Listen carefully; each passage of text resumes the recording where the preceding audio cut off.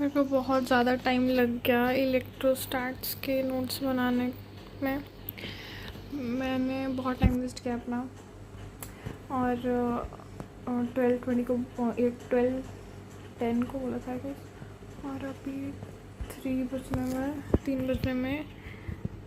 बजने में बस 15 मिनट पड़े हैं। अभी क्विकली इसको रिकैप करते हैं एंड देन उसके बाद I'll do करंट इलेक्ट्रिसिटी, और करंट इलेक्ट्रिसिटी आई स्वेयर मैं पढ़ा करूँगी फटाफट। तो हमें पता है फील्ड लाइन ज़्यादा होगी तो चार्ज ज़्यादा हो गए, 180 डिग्री में हमें करना है तो 2p हो जाएगा।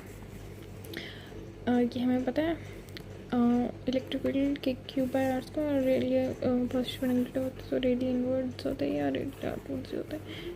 और इलेक्ट्रोड चार्ज रिंग में उसके एक्सिस पे हमें याद करना है, बाकी सेंटर पे तो जीरो ही होता है।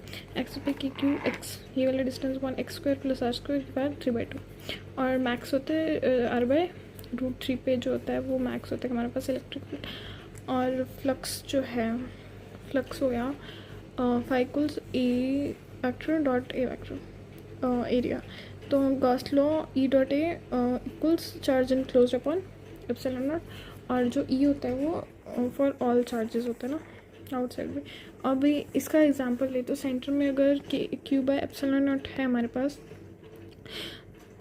तो जो एक फेज के बीच में होगा cube by 6 epsilon not, because अगर हमें इसको कवर करना है इस फेज को तो हमें 6 और फेज में, इसलिए अगर यहाँ पे वर्टिकल में एज पे देखेंगे तो यहाँ पे 8 आ जाएगा, और यहाँ पे देखेंगे तो 4 आ जाएगा बस, ठीक है।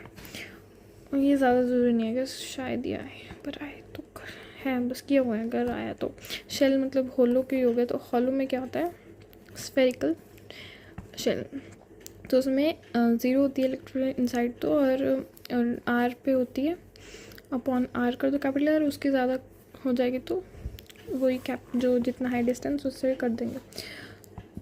तो हर स्फेयर पे, सॉलिड स्फेयर पे अंदर भी होती है, अंदर 0 नहीं होती, ऐसे नहीं होता। हॉलो में 0 होगी, यहाँ पे 0 नहीं होगी। हम कंडक्टिंग नॉन कंडक्टिंग किसी चीज़ की बात नहीं कर रहे। उसके बाद ये जो रो वाला है डेंसिटी वाला, तो अगर आर कम है मतलब बीच में है, तो बीच में फॉर्मूला होगा इलेक्ट्रिक फील्ड का ρr/3 एप्सिलॉन।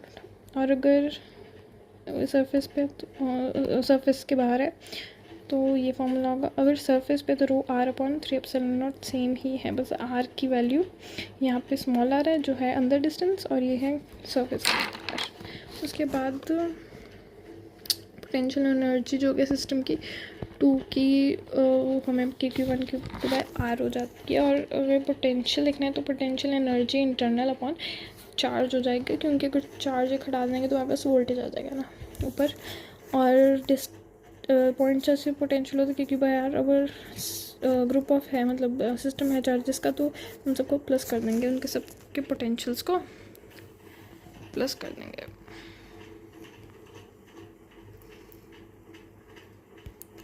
है ना, प्लस कर देंगे। और ये हो गया हमारा। और यूनिफॉर्म चार्ज सॉलिड स्फीयर में अगर देखेंगे, इसका पार्ट है। अगर हमें पोटेंशियल निकालना है किस पे, पोटेंशियल निकाल रहे हैं अब हम स्फेरिकल शेल में, तो KQ/R capital R surface centre में और सरफेस पे सेम होता है। तो अगर सेंटर सरफेस का डिफरेंस पूछे तो 0 होगा वोल्टेज। तो एक्सिस पे यूनिफॉर्म चार्ज रिंग की होगा, उसमें था KQ(x/x² + r² की बार 3/2, यहाँ पे KQ(√x² + r²) होगा, ठीक है। और इसलिए potential charge thin spherical shell होगा। अगर R कैपिटल R ज़्यादा है, मतलब बीच में है सर्कल के, और स्फेरिकल शेल की बात हो रही है, तो वहाँ पे जैसे वहाँ पे स्फेरिकल शेल में था 0, यहाँ पे 0 नहीं होगा, यहाँ पे KQ/R ही होगा कैपिटल R, और सरफेस के बाहर स्मॉल r हो जाएगा बस। तो पोटेंशियल 0 नहीं हो रहा बेसिकली। और सॉलिड स्फीयर में क्या होगा, अगर स्मॉल है कैपिटल आर से तो वहाँ पे rho r by 3 epsilon naught था, यहाँ पे rho r rho by 6 epsilon naught हो जाएगा, और 3 capital R square minus small r square हो जाएगा। ये थोड़ा सा है, मुझे करना पड़ेगा दोबारा से, मुझे नहीं आता है फॉर्मूला। अगर इक्वल है तो रो आर स्क्वायर के बाद 3, वहाँ पे स्क्वायर नहीं था, यहाँ पे स्क्वायर है, दोनों में ही है, वहाँ पे दोनों में ही स्क्वायर नहीं था, बार 3 एप्सिलॉन नॉट, और यहाँ पे सरफेस के बाहर ही होगा।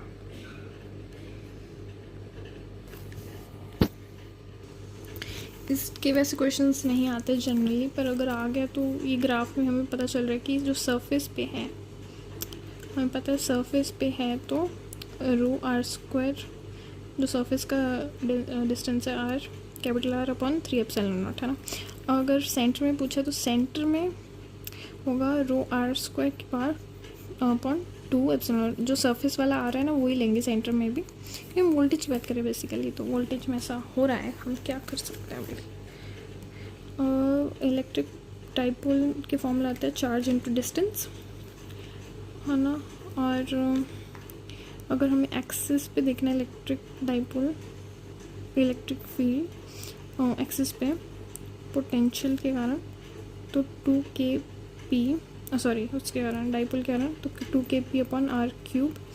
और अगर इक्वेटोरियल में देखना है, यहाँ पे 2 आ रहा है और आर है क्यूब में, है ना, 2 आ रहा है और आर क्यूब में है, और यहाँ पे 2k, यहाँ पे 2 नहीं आ रहा है इक्वेटोरियल में, अपॉन आर क्यूब है, यहाँ पे माइनस है।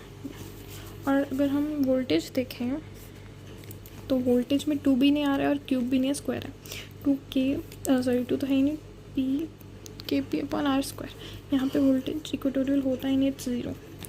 और टॉर्क देखें, torque equals dipole cross electric field, okay. और उसके बाद potential energy of electric dipole at electric field, तो पोटेंशियल एनर्जी जो होती है वो होती है equal minus of dipole moment dot electric field, यहाँ पे क्रॉस है, यहाँ पे डॉट है, ठीक है, और माइनस है, तो अगर सेम डायरेक्शन है तो होगा minus P which is minimum, तो स्टेबल होगा इक्विलिब्रियम, और अगर होगा 180 तो होगा P E which is maximum होगा हमारा पोटेंशियल एनर्जी, तो अनस्टेबल होगा इक्विलिब्रियम, और अगर परपेंडिकुलर है तो पोटेंशियल 0 होगा,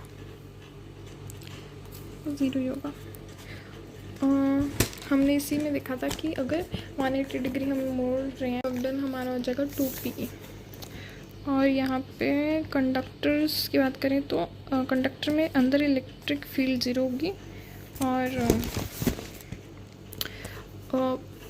डेंसिटी 0 होगी, कोई पोटेंशियल सरफेस होगा, और जो इलेक्ट्रिक फील्ड इंसिडेंट कर रही है वो परपेंडिकुलर होगी, तो इलेक्ट्रिक फील्ड लाइंस एंड कोई पोटेंशियल सरफेस क्या होता है, परपेंडिकुलर होता है, एंगल इनमें परपेंडिकुलर होता है। और स्पेशल केस पोटेंशियल का ये कि अगर छोटे छोटे पार्टिकल्स और ड्रॉप्स हैं, मतलब 64 ड्रॉप्स हैं एग्जांपल, और उन सब की पोटेंशियल है हर की 220, तो जो अगर इन सबको कंबाइन कर दे तो न्यू पोटेंशियल का क्या होगा, तो जो न्यू पोटेंशियल होगा वो n जो है नंबर ऑफ ड्रॉप्स की पावर 2/3 इंटू वोल्टेज जो है एक ड्रॉप का। हाँ ये याद रखना है क्योंकि PYQ में था। बस हो गया भाई, अब मैं करंट इलेक्ट्रिसिटी करूँगी। और अभी टाइम हुआ है, बहुत टाइम हो गया इसको यार, पढ़ने में इतना टाइम लग गया, 55 हो गए, 2:55। अभी मैं करंट इलेक्ट्रिसिटी जल्दी करती हूँ विदाउट एनी डिस्ट्रैक्शन, कुछ भी नहीं करूँगी पक्का इस बार तो, मतलब कुछ तो ट्राई करूँ, ऐसे गंदे मार्क्स नहीं लेके आना चाहती मैं अपनी ज़िंदगी में। मुझे पता है मैं पढ़ी हूँ, पर पता नहीं मेरा क्या था सिस्टम कि मेरे मार्क्स ही नहीं आ रहे, मेरे किसी भी टेस्ट में मार्क्स नहीं आते, कुछ नहीं हो रहा मेरे से। मैंने बीच में बहुत टाइम हो गया पढ़ना ही छोड़ दिया था, अच्छे से मैं पढ़ ही नहीं रही थी, 1 महीने पहले इतना अच्छा पढ़ रही थी, उसके बाद मैंने पढ़ना ही छोड़ दिया। अब आज जाके पता नहीं क्या हुआ मेरे को हो रहा है कि मुझे करना है, शायद मेरे से हो जाएगा, तो बस वही कर रही हूँ, जितना है अपना फुल पोटेंशियल निकाल रही हूँ, पर फिर भी डिस्ट्रैक्ट हो गई थी बीच में, अभी वो नहीं करूँगी, अभी एक करंट इलेक्ट्रिसिटी करती हूँ एंड पोस्ट कर दूँगी कितना कर लिया, कब कर लिया, कितना टाइम लगा मुझे, और मैंने टाइम वेस्ट किया या नहीं किया, बस।